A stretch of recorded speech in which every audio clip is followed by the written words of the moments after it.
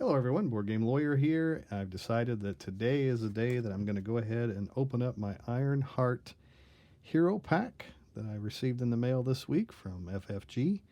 So let's get started.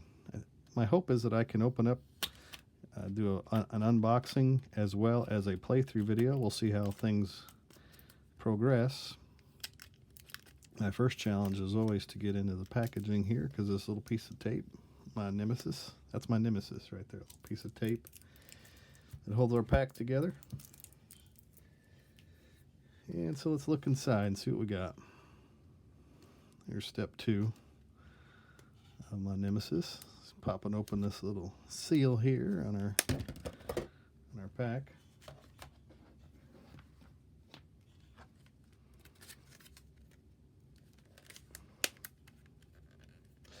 This is harder than playing the game sometimes.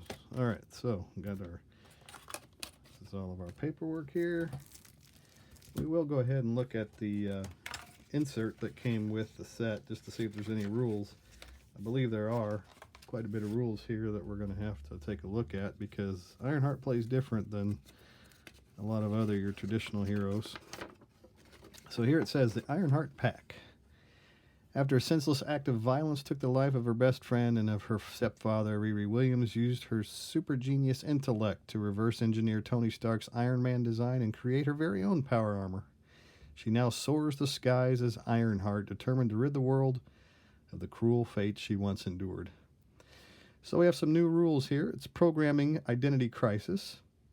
And so Ironheart Riri Williams has 3 identity cards in total, each representing different stages of her personal narrative as a hero.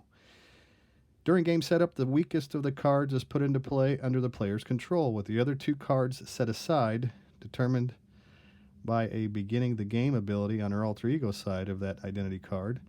As the game continues, the players can place progress counters on the identity card and use the ability on the hero side to swap out the current identity with the next, stronger version. All versions of Ironheart Riri Williams identify or share a single hit point dial, with damage persisting from one version to the next. Additionally, when one identity is swapped for another, move all game elements, which is the tokens, counters, status cards, player cards, and counter cards, etc., on or attached to the original identity to the subsequent identity. If any one version of the identity card is defeated, all versions considered to be defeated simultaneously, and the player is eliminated from the game, following the rules of player elimination. New keyword, requirement resources. A card with a requirement resource cannot be played unless each resource of a specified type is spent while paying for that card's cost. So a lot like the rule that came in our Nova pack. So there's our rules for Ironheart. And there's our poster. Alright, so I'm really looking forward to opening this one up and playing this. I've heard nothing but good reviews about Ironheart. I hope that is the case. I really have so far enjoyed playing with Nova. So I would say that he could easily, after a few more games, be in my top 5. I'll probably do a tier list here in the next couple weeks, all the different heroes that are out in the game up to this point, which ones I like the most to the least. I've seen many content creators doing such, and I agree with many of them, and of course I have my own opinions, and if anyone's interested, I'll be happy to share that with you. Let's see if I can get into this plastic here. This stuff seems like it's the easiest stuff in the world to rip open, but until you start the process. Okay, so here we have Ironheart, and just like I did with my Nova, I will be sleeving these as I go so that hopefully I can go straight into a game afterwards. And as we were promised, there are 3 versions of Ironheart. We have Ironheart, this is version 1, Ironheart version 2, and Ironheart version 3. Now normally whenever I sleeve my cards, the cards that are double-sided, I always like to use these Dragon Shield Classic card sleeves. These are really nice, crystal clear on both sides. They're very durable and they last a long time. I don't think I've had to replace any of these so far, but we don't do a lot of shuffling with our hero. But Steve from Beat the Game sent me some sleeves this past week. They're called Make It Shine. These are premium foil sleeves. And so I might try using those and see how they look on the camera today. Again, keep in mind they probably look better in person than they do over the camera, but these are these Make It Shine sleeves. The idea is that it's supposed to make your cards look as if they're holographic when you put them inside. So I don't know if you can tell that or not. Yeah, you can see a little bit of a shine on there, can't you? So there's our shine on Ironheart version 1. We'll use another one for Ironheart version 2.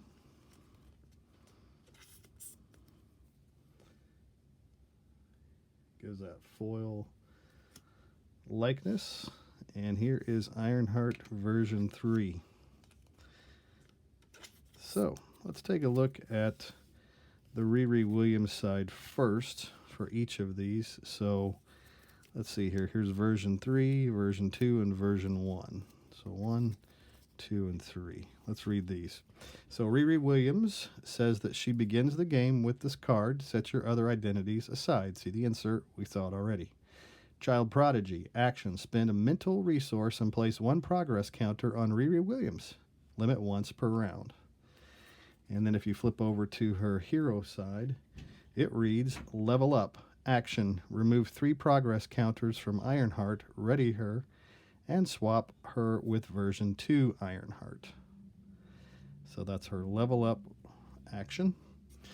The ones that we're asked to set aside here at the beginning of the game, this one's level 2.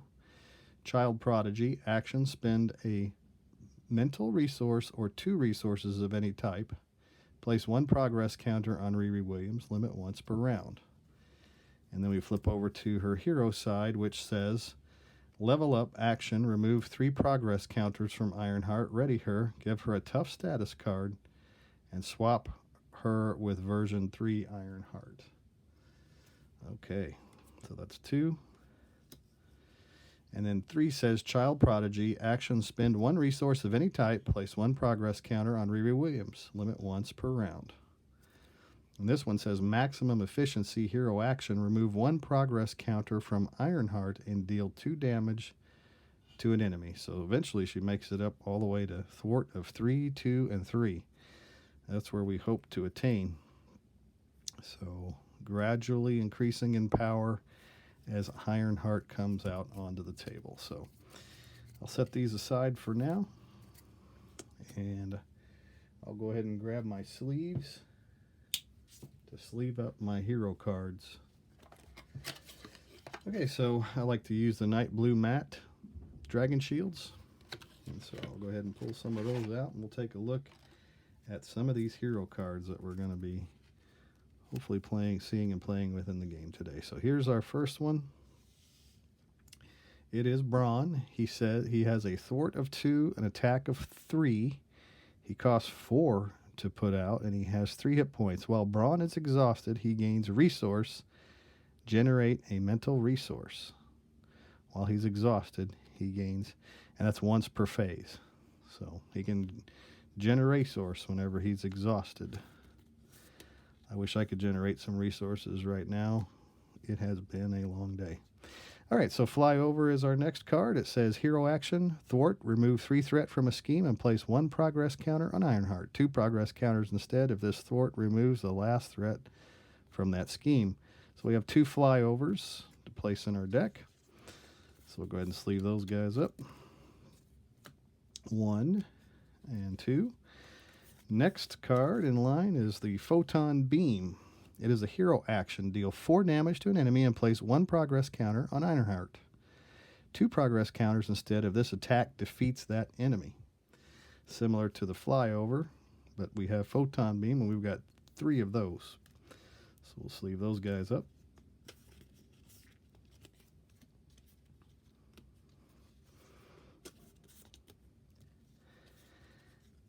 Give you a brand new sleeve. What do you think? There you go. Then we have New and Improved. It is our next card, Hero Action. Choose X different options, where X is equal to Ironheart's version number. So search your deck for an Ironheart card and add it to your hand. Give Ironheart a tough status card and ready Ironheart. To depending upon what level we are, we can choose to deal any or all of those actions there. So how many of those we have? We have 1, new and improved, and 2. 2 of those in the game. All right, then we have Sector Scan as our next card. It says reduce the cost to play Sector Scan by X, where X is equal to Ironheart's version number. Hero action. Until the end of the round, you may look at the top card of the encounter deck at any time. Until the end of the round, you can look at the top deck of the... Wow. And that is an event. So, interesting. We have Stroke of Genius response. After you spend this card, place 1 progress counter on your identity and draw 1 card. How many of those we get? We get 2 of those to play with. Stroke of Genius. We'll find out. Then we have Ronnie Williams, who is a persona support. Alter ego action. Exhaust Ronnie Williams. Choose to heal 2 damage from Riri Williams. Or place 1 progress counter on Riri Williams. All right, so it's a nice support that works in harmony with our abilities. Then we have Tony Stark AI. Exhaust Tony Stark AI. Look at the top cards of your deck and add 1 to your hand and discard the other. So that's a support that costs 2.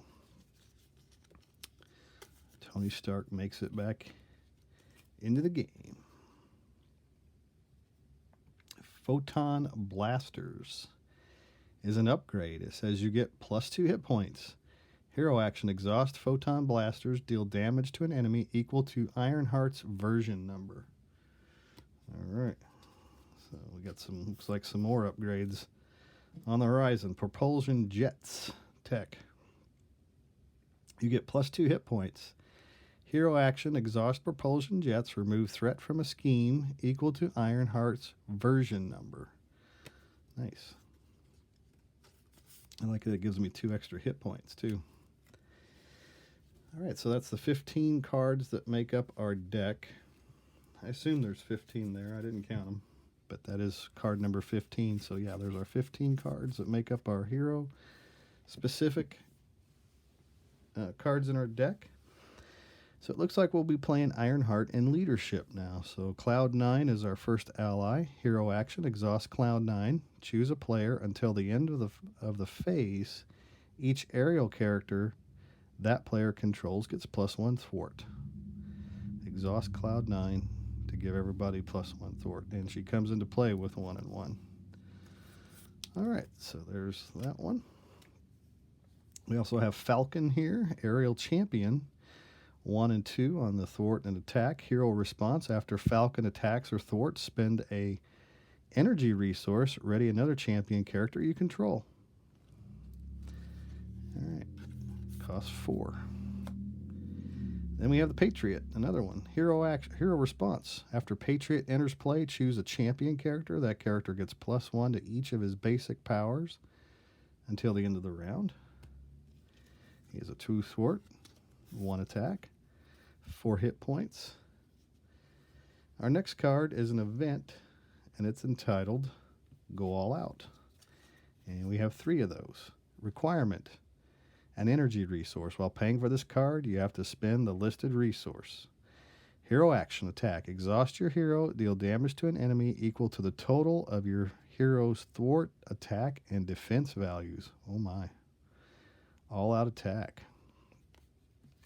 Ooh, if you get her up to a higher level, that could really do some work. Like it. Then we have the next card that's called Push Ahead. Requirement, mental resource. We got to pay a mental resource, at least 1 to play it. Hero action, exhaust your hero, remove threat from a scheme equal to your total of hero's thwart, attack, and defense values. All right, so just like Go All Out, we now have Push Ahead, and we'll have 3 of those. I can see that being used in other decks as well going forward. Familiar face, morale boost. That's a common card that we've seen before. We get 3 of those. I'll just read it. It says choose a hero until the end of the round. That hero gets +1 thwart, +1 attack, and +1 defense. Well, I'll use that with push ahead. Now I understand why morale boost is in here. Next, we have the R&D facility. Requirement 2 mental resources. Hero action, exhaust R&D facility. Remove 1 research counter from it. Choose a friendly character and play. That character gets +1 thwart and +1 attack until the end of the phase. Wow, we're really playing off of those attack and thwart, bumping those up, and we got 3 of these, and it's not unique. Wow. Nice. Like it. Power of leadership. Imagine we get 2 of those. It looks like we do. And then we have Agent 13. This one came in another set that I had. Agent 13 says a response after Agent 13 attacks or thwarts, choose a shield support. Ready that support. I didn't look to see if we had shield supports. Yep, the R&D facility is a shield support. So apparently she's going to work in harmony with that one. Next we have the Snow Guard. 0 thwart, 0 attack. After Snow Guard enters play, place up to 3 shift counters here. While the shift counters here are equal to X, she gets +3 attack. Attacks gain overkill. Or if there's 2 counters here, gains aerial trait. So you get to pick your poison. So +5 hit points and gains retaliate. So Snow Guard, interesting card. Player how you want to play her. And then we have our Vivian card. It says she's an android, an aerial champion. Hero response. After Vivian enters play, choose an attachment. I'm sorry, let me start over. After Vivian enters play, choose an attachment, non-elite minion, or non-permanent side scheme. Until the end of the round, treat that card's printed text as if it were blank. Ooh, except for traits. All right, nice. Vivian. Cost 2.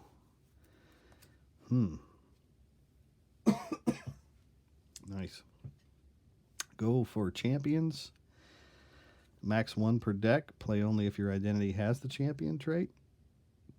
Each hero action, each champion character in play cannot take damage until the end of the round. Go for champions. We also have the Helicarrier. Max 1 per player. Exhaust Helicarrier. We know how it works. We've seen it often in games in the past. Choose a player. Reduce the resource cost of the next card that player plays by 1. Then we have Ingenuity. Play only if your identity has the genius trait. Max 1 per player. Resource, exhaust, ingenuity. Generate a mental resource.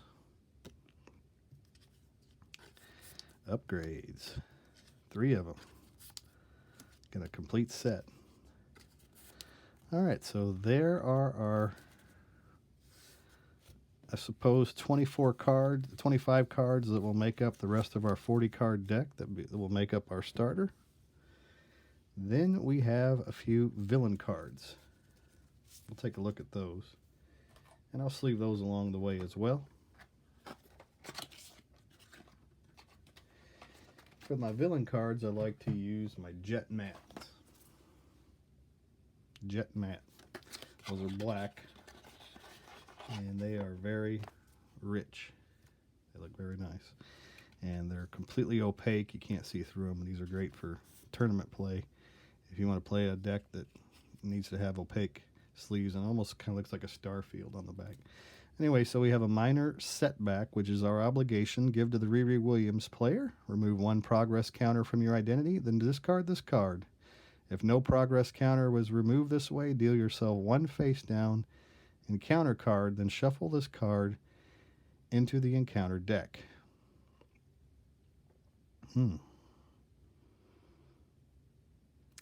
Interesting. Not just your run-of-the-mill obligation. So then we also have Rule by Force, which is part of Ironheart's Nemesis. It says, while Lucia von Bardas is in play, this card gains a hazard icon. While Lucia von Bardas is not in play, this card gains an acceleration icon. Okay, so in or out of play on our Nemesis character will cause us grief until we remove Rule by Force. All right, so here is our minion, our Nemesis minion, Lucia von Bardas, Criminal Cyborg Elite. While Lucia von Bardas has tough status card, she gets +1 scheme and +1 attack. After the villain phase ends, give Lucia von Bardas a tough status card. Okay. Worthy minion, it looks like. Next, we have our Cyborg Tech, which is an attachment attached to the minion with the most traits. If you cannot, this card gains Surge. Attached minion gets +3 hit points and gains Retaliate. Boost. Deal this card to yourself as a face-down encounter card. Next, we have a little Political Retribution. When revealed, if Lucia von Bardas is in play, she schemes. If Rule by Force is in play, place 3 threat on it. If neither is in play, this card gains Surge. Political Retribution. Alright, we got a couple of those. Then we've reached our stop card. So the remaining cards are not part of the Ironheart pre-built deck. And it has our list of cards on the back. These are very handy if you want to rebuild your pre-con decks. So next we have a hero card, Bombshell. Good, we got some more allies. Play only if your identity has the champion trait. Divide damage among Bombshell's attack among each enemy as evenly as possible. 2 thwart, 3 attack, 3 health. Okay, nice. Hey, and then we have our Wasp. Play only if your identity has the champion trait. Wasp ignores the guard keyword, patrol keyword, and the crisis icon. Wow. I like that one. Wasp ignores the guard keyword, patrol keyword, and the crisis icon. Just her. It'd be nice if she'd do that for the team. We'll take it. Then we have Pinpoint. Play only if your identity has the champion trait. Hero Interrupt. When a player card would be placed into the discard pile from play, exhaust Pinpoint. Shuffle that card into its owner's deck instead. Another nice hero card. So we have allies for each aspect outside of the one that she came with. So that's pretty cool. I like that. A few extra allies. And then we have a modular set, a feedback loop. Let's see, this is all part of Zax. So we do have the Zax minion here. Let's take a look at this modular. Pretty excited to see this modular set, actually. This one and the one that came with Nova, both of them were ones that I was really looking forward to. It says, when revealed, each player must place threat here equal to the total number of energy resources in their hand and on cards they control. That could end up being a lot. Starts with 2 and has an acceleration icon on it. Next we have our named minion, Zax. 2 scheme, 2 attack. The star next to his attack says that he gets +1 attack, or +X attack, and +X hit points, where X is equal to the total number of energy resources on cards engaged with the engaged player controls. Nice. I like Zax. I like the artwork too. Looks pretty cool. Oh, more nice artwork.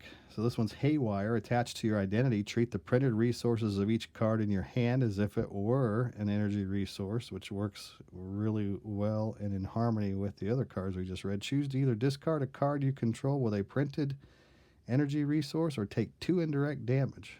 Discard this card.